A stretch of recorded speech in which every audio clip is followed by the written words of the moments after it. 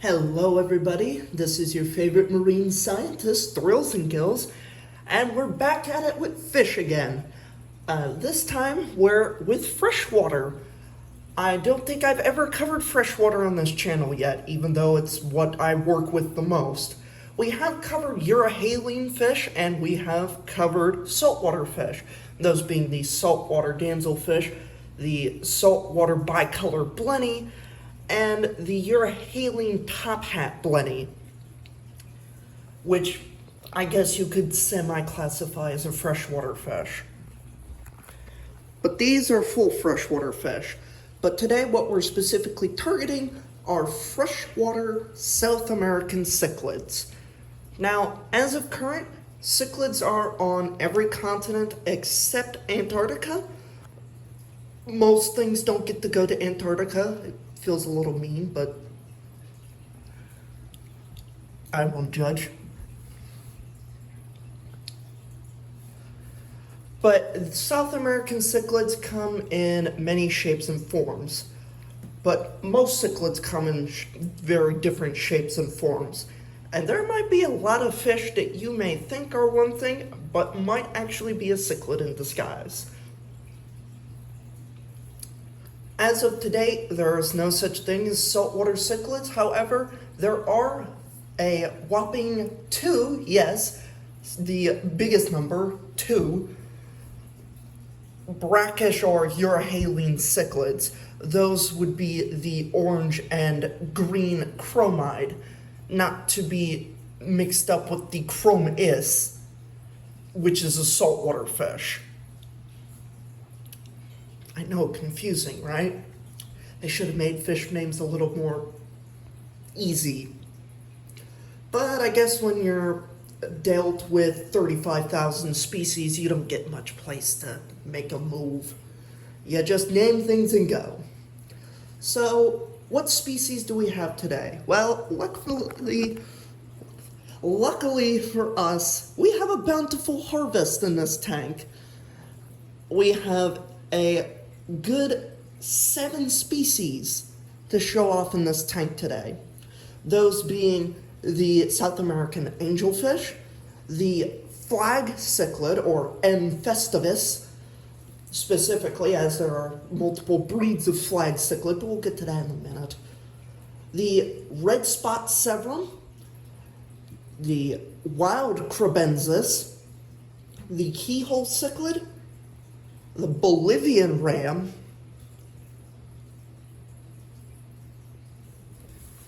oh, and I forgot, my favorite buddy, the Geophagus, or Geophagus heckley. Or in other terms, the common earth eater. Now, you may be thinking, well, how different can these fish possibly look? I mean, they gotta look somewhat similar, right? Well, that's what I thought too. But evolution was like, look, we should probably keep everybody on the same body plan. Look, dorsal fin, caudal fin, pectoral fins, the basics. But the cichlids were like, all right, I'll play your game. But we want some upgrades. And evolution was like, well, what type of upgrades? And it's like, you got time to listen for upgrades? It's like, oh, we got time. And they said, and hear me out, we want more advanced brains. And that's when evolution was more on the, excuse me, what side? You're a fish. I thought we were basing this off of your body plan, not the brain plan. But they decided, all right, we'll start with the fins and go up. And that was the day that an agreement was made. There are over 2,000 species of cichlid.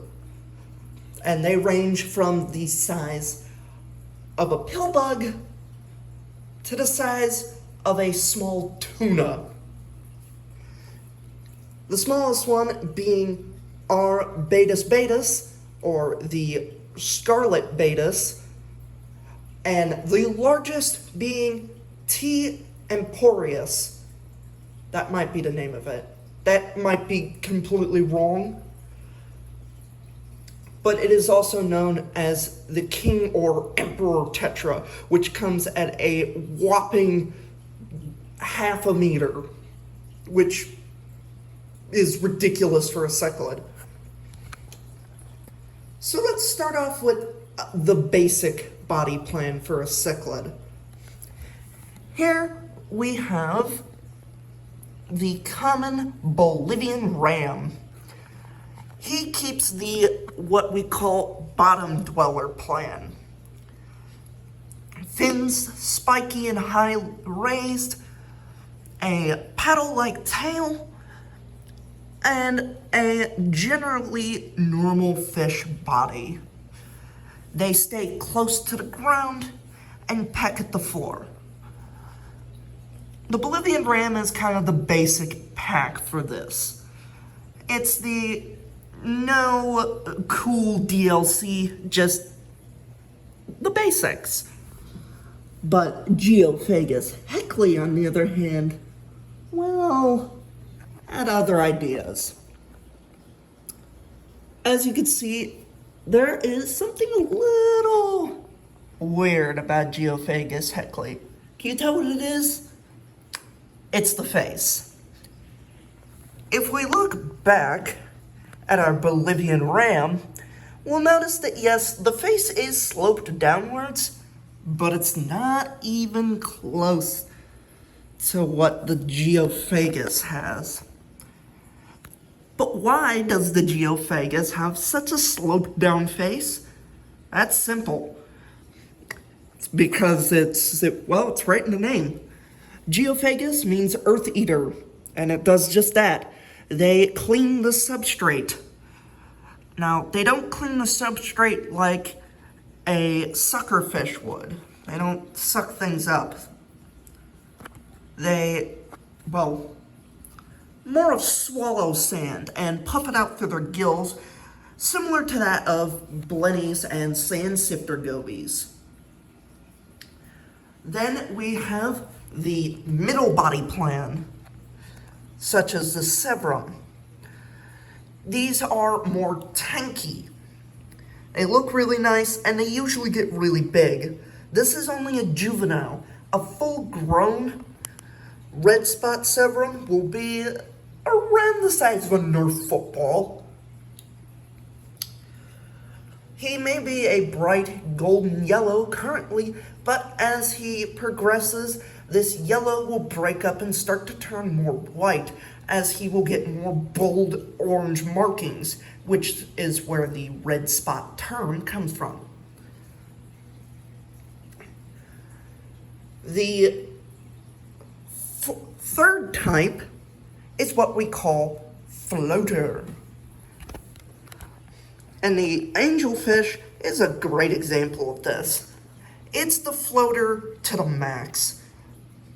The top and bottom fins are extremely exaggerated, sometimes being longer than the actual body itself, and even the pelvic fins are very long and lace-like. This is thought that they are there simply for show and are basically vestigial as they serve no purpose.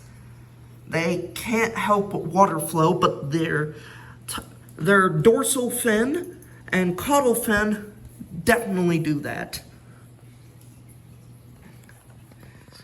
However, not all drifter cichlids are this decked out. Sometimes you'll get crosses between the two, like a cross between the bulky Severum and the dainty, beautiful angelfish. But what do we get from that? Well, I'll show you. Our largest cichlid in the tank, if I can find him, he loves to hide. There he is. The flag cichlid, or Mactavius festivus, or festivia. It depends, there are two different breeds.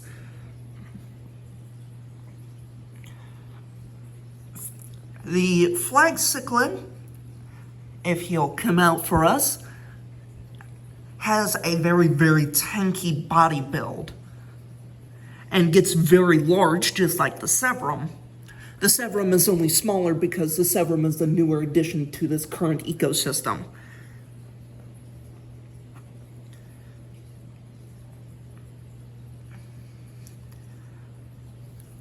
And due to their bulky nature, it makes it a lot easier to not die.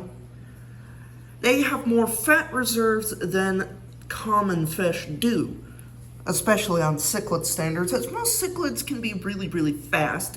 Drifters, though, aren't very fast, so being really bulky and also having the drifter skill, it all works out. Now, there is way more builds than that, but unfortunately, I don't have every cichlid type in this tank. However, when we do go to El Chape, we will be able to see all of the new types.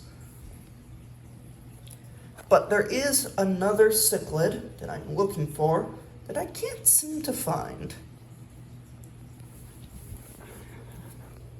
And this cichlid is by far the smallest of all of them.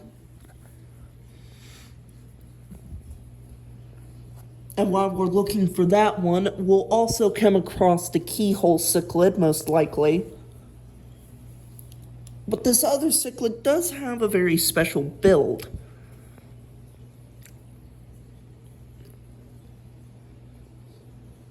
But if I can't find it, I'll post her in the next video.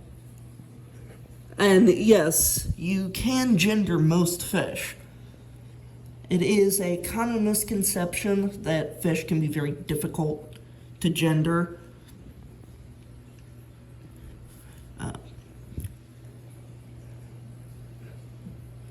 Now, yes, there are many ways to tell the gender of a fish.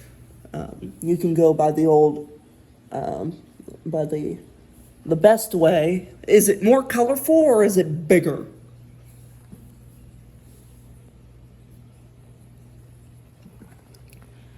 But there are other ways to tell. For the angelfish, you tell by the bottom fin. Males have a sharper fin, females have a rounded fin at the bottom. Which is, well, it's very hard to look for if you don't know what you're looking for.